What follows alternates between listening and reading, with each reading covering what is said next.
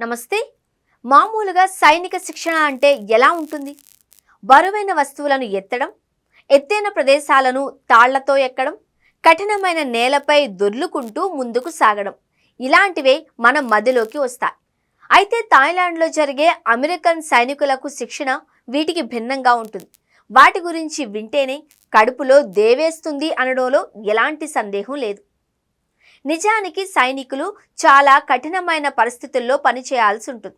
ఎడారుల్లో, తీవ్రంగా మంచు కురిసే ప్రాంతాలలో, పెద్ద పెద్ద కీకారణ్యాల్లో ఎప్పుడు ఎలాంటి పరిస్థితుల్లోనైనా పనిచేసేలా వారికి శిక్షణ ఉంటుంది.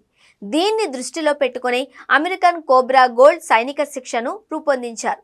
ప్రతి సంవత్సరం అమెరికన్ మెరైన్ సైనికులకు అత్యంత కఠినమైన శిక్షణ ఇస్తున్నారు. దట్టమైన అడవుల్లో సర్వైవ్ కావడం కోసం డిజైన్ చేసింది ఈ ప్రోగ్రాం. అందులో భాగంగా కొన్నిసార్లు ఆహారం దొరకని పరిస్థితుల్లో కీటకాలు, తేళ్లు, బల్లులు, పాములు వంటి సజీవ జీవులను తినాల్సి ఉంటుంది. వామ్మో, ఊహిస్తేనే ఎంత భయంకరంగా ఉంది కదా. ఇలాంటి శిక్షణను ప్రతి ఏడాది థాయిలాండ్లో ఇస్తారు. ఈ ట్రైనింగ్ లో భాగంగా ఒకవేళ అడవిలో చిక్కుకుపోయినట్లయితే ఎలా బ్రతకాలో నేర్పిస్తారు.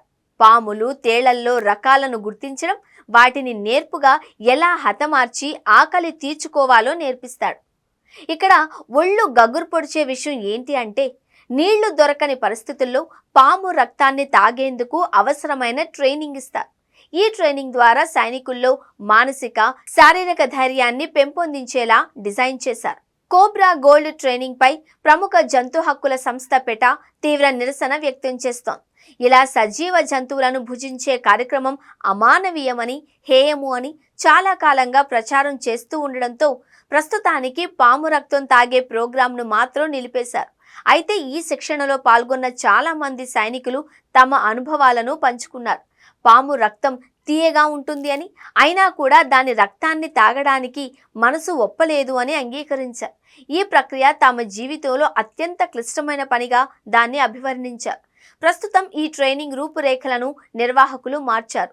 ఎక్కువగా ఆధునిక మానవీయ పద్ధతులపైనే దృష్టి సారించారు. ఆపద సమయాలలో ప్రాణులకు ఎలాంటి హాని కలుగనీయకుండా సాంకేతిక, వ్యూహాత్మకమైన నైపుణ్యాలను పెంపొందించే విధంగా ఈ కార్యక్రమాలను డిజైన్ చేశారు. The cobra gold training program అనేది థాయిలాండ్, అమెరికా దేశాల మధ్య స్నేహ సంబంధాలను పెంపొందించేందుకు గాను 1982లో ప్రారంభించారు. ఈ కార్యక్రమంలో భాగంగా ఇరు దేశాలకు చెందిన సైనికులకు శిక్షణ ఇచ్చారు. మరోవైపు ఈ ప్రోగ్రాంలో 29 దేశాలకు స్థానం కల్పించారు. Indonesia, Malaysia, Singapore, south Korea లాంటి దేశాల సైనికులు ఈ శిక్షణ తీసుకుంటున్నారు.